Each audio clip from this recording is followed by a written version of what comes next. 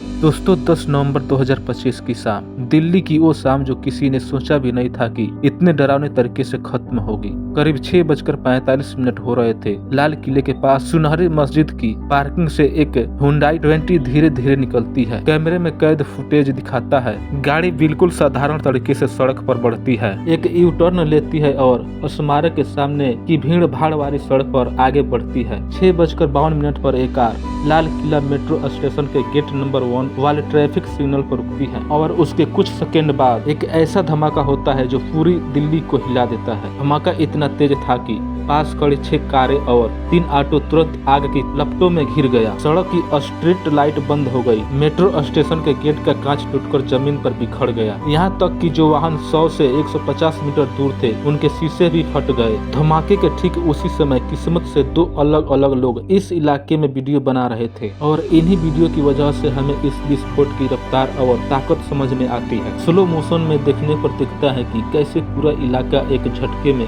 हिल जाता है। यहाँ तक कि सड़क के किनारे खड़ा बड़ा पेड़ भी। स्थानीय दुकानदारों ने कहा कि उन्होंने जिंदगी में ऐसा विस्फोट कभी नहीं सुना था। धमाके की आवाज 2.5 किलोमीटर तक सुनाई थी। 6:55 पर दिल्ली फायर सर्विस को कॉल जाती है। कुछ ही मिनटों में 7 फायर टेंडर भेज दिए गए। एक चश्मदीद ने बताया कि 10 मिनट के अंदर यानी 7 बजे के आसपास पुलिस मौके पर थी। 7:15 तक एम्बुलेंस भी पहुंच गई, लेकिन तब तक नुकसान हो चुका था। चांदनी चौक के लोगों ने घायलों को खून से लथपथ हालत में खुद ई रिक्शा और स्कूटर पर अस्पताल पहुँचाया। 20 से ज्यादा लोग घायल थे। 8 लोगों की मौत अस्पताल पहुंचने से पहले ही हो गई और रात तक मौत का आंकड़ा 13 तक पहुंचा। पहचान जिनकी हो सकी उनमें लोकेश अग्रवाल यूपी से आए थे अपने बेटे की सास को अस्पताल में देखने के लिए। Ashok Gujjar DTC conductor duty खत्म करके घर लौट रहे थे। Pankaj Saini taxi driver. दिनेश मिश्रा चांदनी चौक में साड़ियां बेचने वाले दुकान में काम करते थे। नोमान कॉस्मेटिक शॉप में काम करते थे।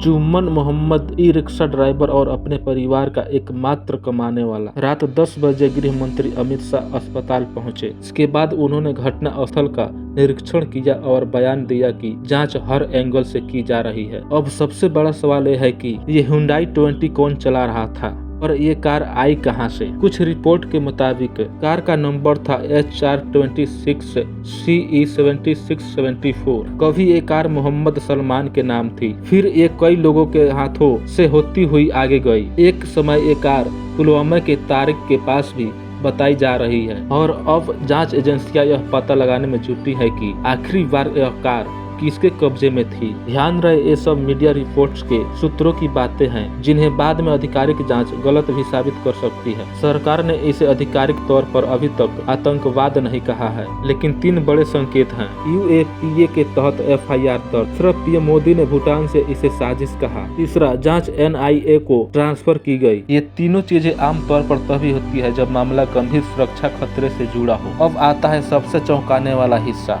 उसी दिन यानी 10 नवंबर को जम्मू कश्मीर और हरियाणा पुलिस ने मिलकर 2 डॉक्टरों को पकड़ा। इन पर आरोप है कि ये जैश-ए-मोहम्मद और अल-कायदा से जुड़े थे। जांच में एक मेडिकल कॉलेज के कमरे से AK-47 और दूसरी तरफ फरीदाबाद के एक किराए के घर से 360 किलो विस्फोटक और बाद में छापामारी में 3000 किलो से ज्यादा सामग्री प्राप्त हुई। 20 टाइमर, बैटरी, वायर, रिमोट, भारी धातु बम बनाने का पूरा सेटअप प्राप्त हुआ। एक क्रिंको राइफल और 3 मैगनीज बरामद हुई। जांच टीम को शक है कि यह पूरा नेटवर्क किसी बड़े प्लान पर काम कर रहा था। इंडियन एक्सप्रेस और ST की रिपोर्ट कहती है कि दिल्ली विस्फोट में इस्तेमाल हुई कार आखिरी बार डॉक्टर उमर नबी के पास थी और शायद वहीं इसे चला रहा था। अब उसके परिवार का DNA लिया गया है, ये जांचने के लिए कि कहीं वह धमाके में मारे गए लोगों में से तो नहीं है। दोस्तों, ऐसी घटनाओं में सिर्फ भावनात्मक प्रतिक्रिया देना काफी नहीं होता। हमें सवाल भी पूछने चाहिए, लेकिन जिम्मेदारी से। सबसे बड़ा सवाल, 3000 किलो विस्फोटक फरीदाबाद तक कैसे पहुंच गया? अगर ये नेटवर्क कई महीनों से सक्रिय था तो खुफिया एजेंसियों को पहले संकेत क्यों नहीं मिले? और क्या यह उसी लापरवाही की पुनरावृत्ति है जो पुलवामा में देखी गई थी? देश की सुरक्षा गृह मंत्रालय की जिम्मेदारी है और जवाब मांगना हमारा लोकतांत्रिक अधिकार। इसे समय में 3 चीजों से बचे। पहला, टीवी चैनलों की सनसनीखेज बकवास।